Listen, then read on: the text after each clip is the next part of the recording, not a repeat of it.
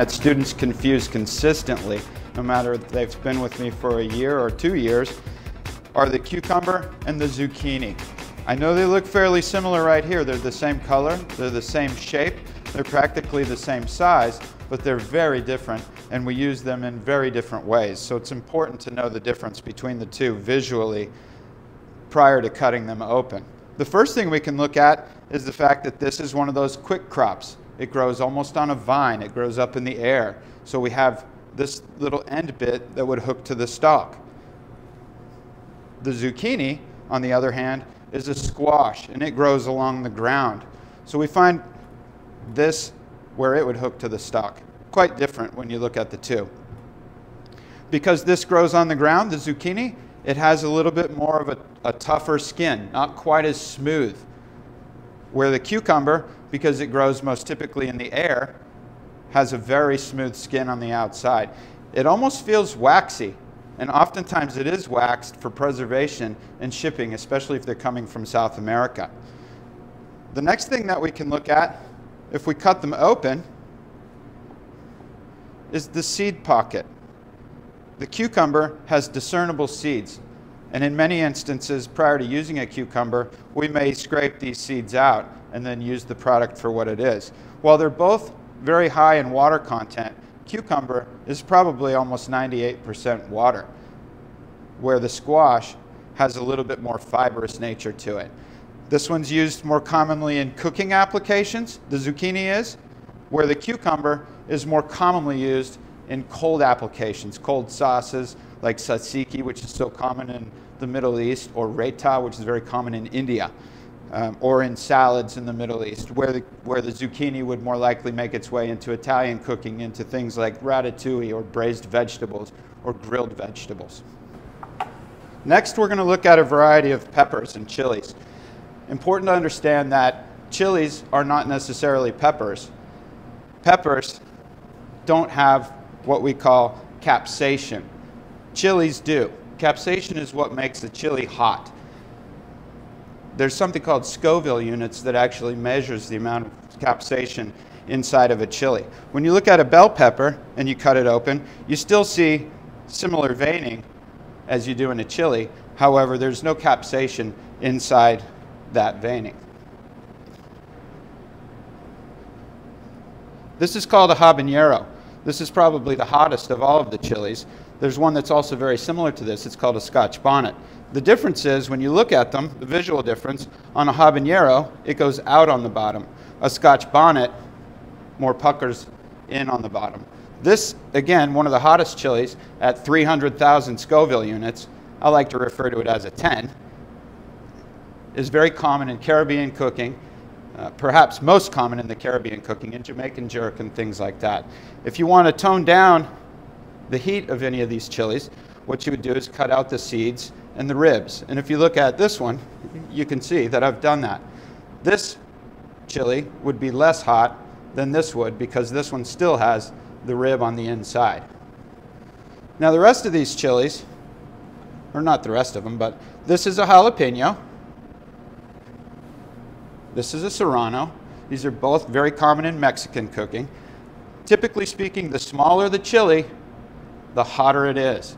When you look at the difference between a serrano and a jalapeno, it takes 2 jalapenos to equal the heat that you would get in one serrano.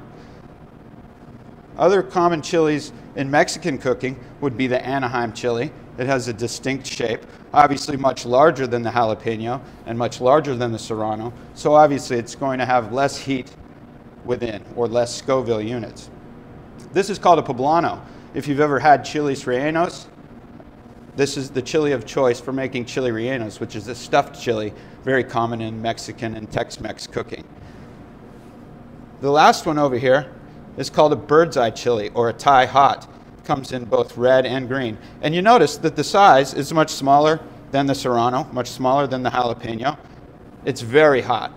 Has a lot of Scoville units. We call that a 9. If the habanero or the Scotch Bonnet is a 10, this would definitely be right behind it at 9.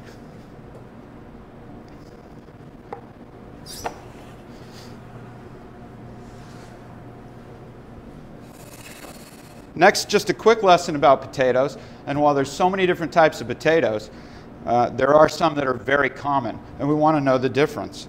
When you look at this is the potato that we're probably most familiar with. Poland actually grows more potatoes than any other nation in the world. And from this potato, they make something that's very important to them, and it's called the liquid of nourishment, or vodka. In the United States, we probably grow more potatoes in Idaho, and oftentimes this is referred to as an Idaho potato.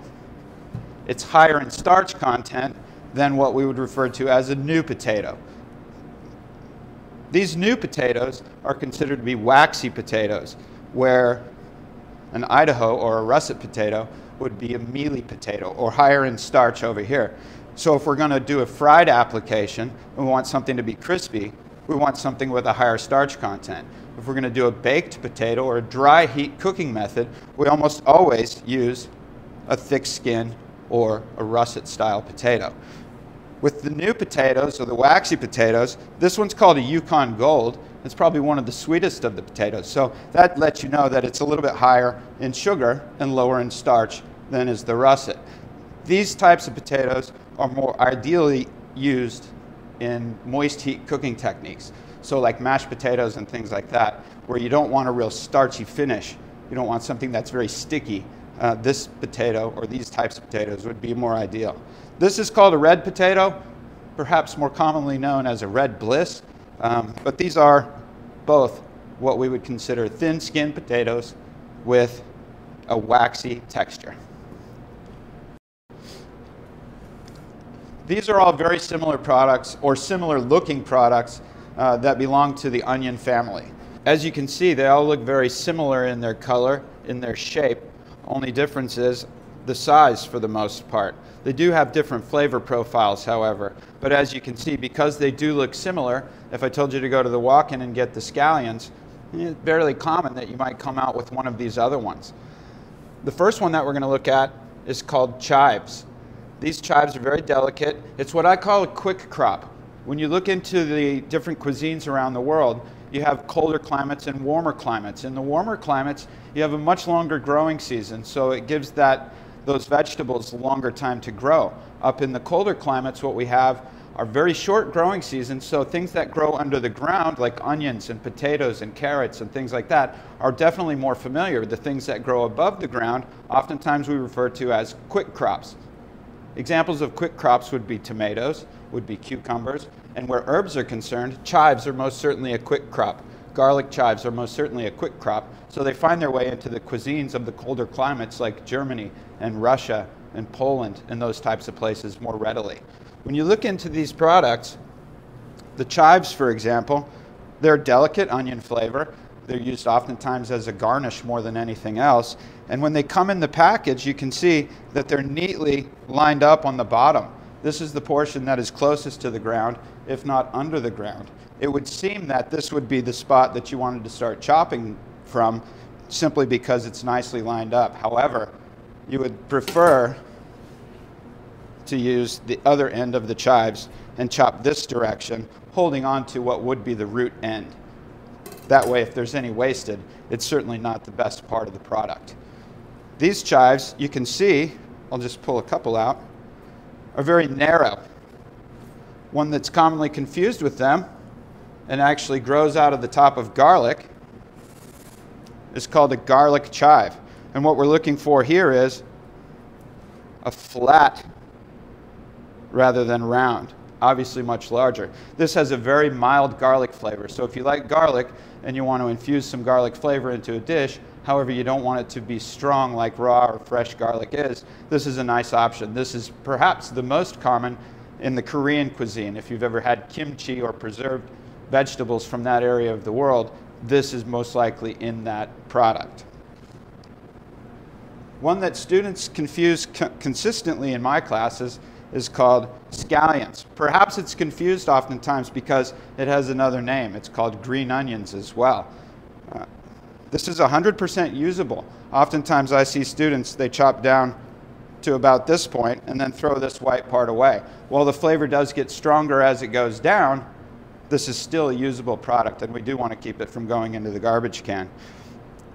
In comparison to the chive, it's the next step up in the heavy onion flavor. So it gives you a little bit more onion flavor. Very commonly used in Middle Eastern cooking and European cooking. And we have leeks. These are very common in the Mediterranean and have really made their way around the world at this point. Leeks look similar to these other ones. They are in the onion family. However, they have the least onion flavor of all of them. They have a tendency to be a little bit tough. So it's not something that you just chop up and sprinkle over a dish, but rather you cook them into a dish. And while we typically say we don't want to waste any product because they are tough, this is about the cutoff. Most people say just use the white part. And as you can see, if I were just to use the white part on this one, I'd really only got about 1.5 inches. But we go right here. And because these do grow in the dirt, it's best to cut them up for whatever application you're going to use them from. And definitely, these need a good wash. They're full of dirt. So let me show you those again, just very quickly, because we have to make up our mind to go ahead and decide that we're going to learn the difference between these products. We have chives, very round, delicate, narrow. We have garlic chives, characteristically flat. And if you're not sure, taste them. They have a mild garlic flavor. And then we have scallions, also known as green onions, and then leeks. Again, very European. Next, we're going to start looking at some fresh herbs, and that gets very difficult because they all look very similar, and even sometimes when you smell them, they have a little bit different, or a little bit similar profile.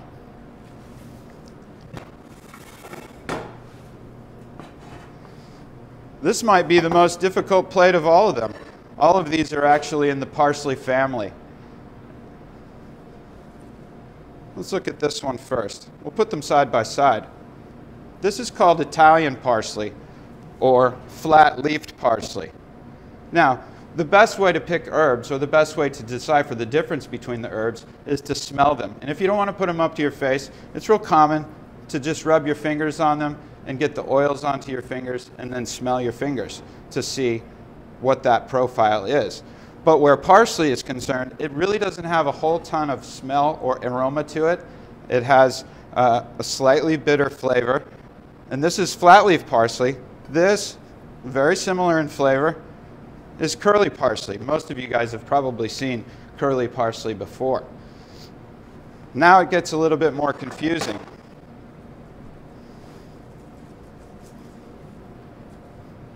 This is called cilantro. Flat-leaf parsley and cilantro are probably the most confused herbs that my students have trouble with because they look very similar if you look at the leaves. But if you notice, if you zoom in on these two leaves, the parsley is a little bit more green. It also has a little bit more point to the leaf, where cilantro is a little bit more rounded on the top. Also, if I feel them, if I just close my eyes and feel them, parsley has a more leathery feel to it, and cilantro has a much more delicate feel to it. That's important too when we start thinking about cutting and chopping these herbs. Most herbs are very delicate. However, parsley, both flat leaf and curly, are very resilient and they don't bruise nearly as rapidly as many other herbs. So using our knife a little bit more on these is not as bad as using it a little bit more on some of the more delicate herbs. When you start talking about herbs and delicacy or toughness, I think it's very important for you to understand that if you look at food, it tells you what you should do with it. So when you feel something that's quite delicate, the chances are it pairs up very nicely with delicate flavors. So we say delicate flavors, we're talking about younger chicken or younger fowl. We're talking about seafood and seafood products. And we start talking about rosemaries and sages and things that have a very leathery feel to them. They bridge the gap and take us on over into the red meat or lamb side of things. Now, perhaps one of the reasons that cilantro is commonly confused with parsley is because it is A, in the same family, but B, referred to in many cases as Chinese parsley. Cilantro actually has 3 different names. It's called cilantro, it's called Chinese parsley, and it's also called fresh coriander. This herb is very unique for the simple fact that it's 100% usable. Many years ago, when they harvested cilantro, they pulled it right out of the ground. So from the cilantro, we got three things. We had a root end, which is called coriander root. The Thais love the coriander root. They grind it into their curry pastes and things like that. And then we have fresh coriander, or cilantro. And then when this comes to a seed, we have coriander seed, which is very popular in the Mediterranean and perhaps most popular in Spain and northern Africa. Because it's 100% usable, what we want to do is delicately hold the leaves, fold them under. This is one that we don't want to waste a lot of time picking. Pick, pick, pick. We don't have to pick the leaves. We just comfortably fold it under. We're being very gentle with it, and then run our knife through in a very fine chiffonade. You guys know chiffonade, right? A leafy cut, or a ribbon-like cut of a leafy green vegetable. And that's good. We don't need to chop back and forth. We don't want to bruise the item. I'm just going to push that over to the side there.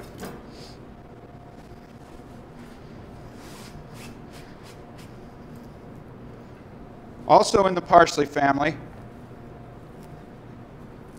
is dill, sometimes referred to as dill weed. This one we do have to pick. We have to pick the delicate pieces off of the dill. This is one that's, again, very delicate, pairs nicely with fish, pairs nicely with young poultry items. It's perhaps used most commonly in curing and pickling. I know that you guys have all heard of dill pickles. Maybe you've heard of gravlax before, which is translated graved lox, because they were burying the fish while it cured in the ground up in the colder climates. Dill almost always accompanied that. And again, like I said earlier, it's delicate in its nature. It's a quick crop. So it's very common in the colder climates.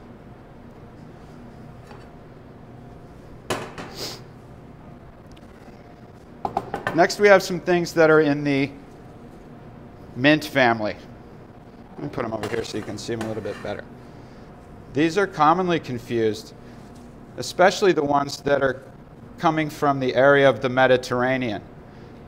Basil, very common in Italian cooking. I think most people think of basil whenever they say Italian cooking. If you've never heard of pesto before, it's a pureed basil product with pine nuts, garlic, olive oil, and hard Italian cheese, either Pecorino Romano or Parmigiano Reggiano.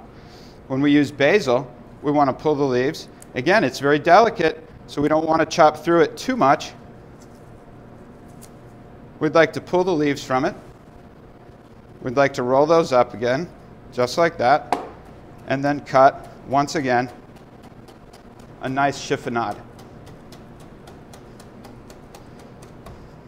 What's a chiffonade? A ribbon-like cut of a leafy green vegetable. There you go. It's not all about product ID. It's about technique also. Oregano has a distinct smell. And when we get to some of these herbs, like I said, we really have to rely on what they smell like. And until we make up our mind to spend some time next to them and create a bit of a relationship with our food, we're not going to be able to decipher the difference when we run into the walk-in and need something quickly. So this one has a distinct smell. It gets quite woody in its stem, so this is, again, one that we're only really going to use the leaves from. Because we don't want to throw things in the garbage can, perhaps we can find a way to use these stems. If they're woody enough, they make nice skewers. Most certainly where rosemary is concerned, these make very nice skewers and impart a great flavor onto any type of chicken or meat that you want to grill on that skewer. Where the oregano is concerned, these can be folded or pureed up into a chimichurri, which is a very common sauce in northern Africa and even now in South America. And it's a puree of oregano, parsley, garlic, olive oil, and lemon juice. Just as I said earlier, if we smell the food, if we feel the food, it's going to tell us how to cook with it. And rosemary is one of those products that has a very distinct flavor, a very strong flavor. And when you think about those strong flavors, obviously, you're not going to bury the delicate flavors of a white fish or a young chicken product with this heavy, heavy flavor. I think most people think of lamb immediately when they think of rosemary because the two pair so nicely. They both have flavors that will live up to each other and create a discernible flavor profile, being able to taste both of the products. Another product very common to the Middle East is mint, and also used extensively in Southeast Asia. Vietnamese cooking wouldn't be the same without mint, without cilantro or Chinese parsley, and Thai basil. Mint in the United States has for a long time been relegated to garnishes on desserts or flavoring in ice cream and dessert type products. However, in the Middle East and in Southeast Asia, mint makes its way into the main courses more commonly than any other course. And again, this is one I think that most people have the easiest time discerning because it has such a distinct smell, a smell that we grow up with. We have all had mint chocolate chip ice cream. We've likely all had spearmint gum. And there's a lot of different types of mint, but they all have that same minty characteristic in their flavor profile. I like to talk about this one just because I love Southeast Asian cooking, Thai cooking. This is called Thai basil. Again, it's in the mint family, and that gets confusing. Basil's in the mint family, Thai basil's in the mint family, even rosemary's in the mint family. I just learned that. Thai basil, people say it has a bit of a cinnamon flavor to it. But you can tell Thai basil immediately because it has a purple stalk rather than the green stalk that we see on regular basil. This one's also known as Baihorpa, B-A-I-H-O-R-P-A, and holy basil. When we get into Southeast Asian cooking, there's so much religion that makes its way in, likely where this got its name of holy basil.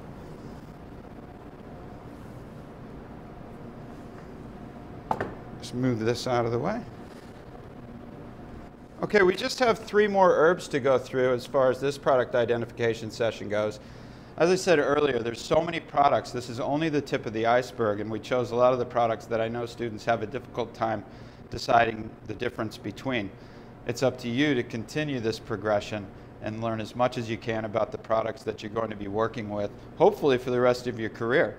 The last 3 herbs that we have, we'll start with a quick look at tarragon. Tarragon matches up nicely with poultry items, fresh poultry. If you've ever heard of Béarnaise sauce, this is the overriding flavor in that sauce, and it has what we would refer to as a licorice flavor. So if you don't like black licorice, this probably isn't going to be the herb for you.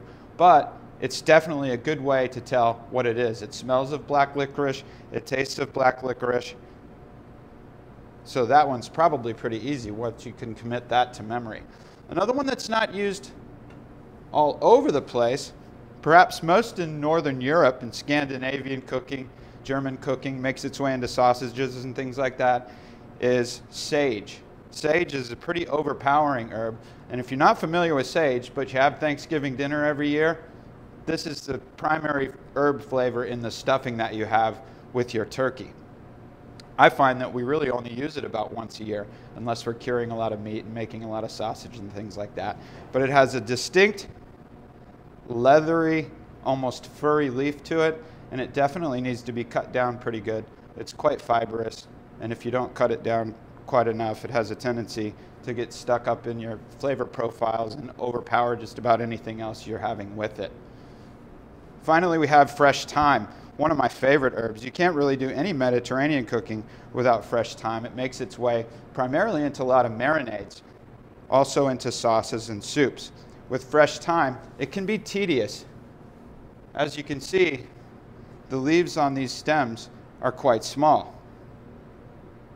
So you almost have to strip them down stalk by stalk. You see I get very little bit there.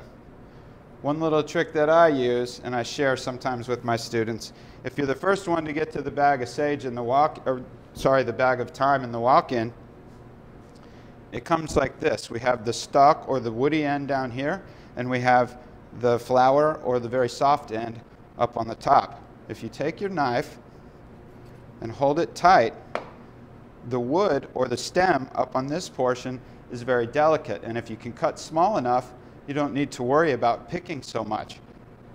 So if we cut, I'm not sure if you can hear this, but what I'm doing is I'm listening for the wood. Once I hear it getting woody, I know that the stems are too strong for me to put into that thyme. But as you can see, as far as the length of time for me to get this thyme and that thyme, I've saved myself plenty of time. Finally, since we have all these products here, I wanted to pull together a few Southeast Asian products for you. That's one of my passions in cooking, so I like to share my passions with other people. Remember these chilies from earlier? The very hot Thai bird's eye chilies, typically paired with coriander, also known as Chinese parsley or cilantro. Also, what we have here is called Galanga. It's a rhizome. It's also referred to as Thai ginger. It's very spicy. Remember, in those areas like Southeast Asia that are close to the equator, we have a tendency to eat a lot spicier foods because they cause our body to perspire and cool us down.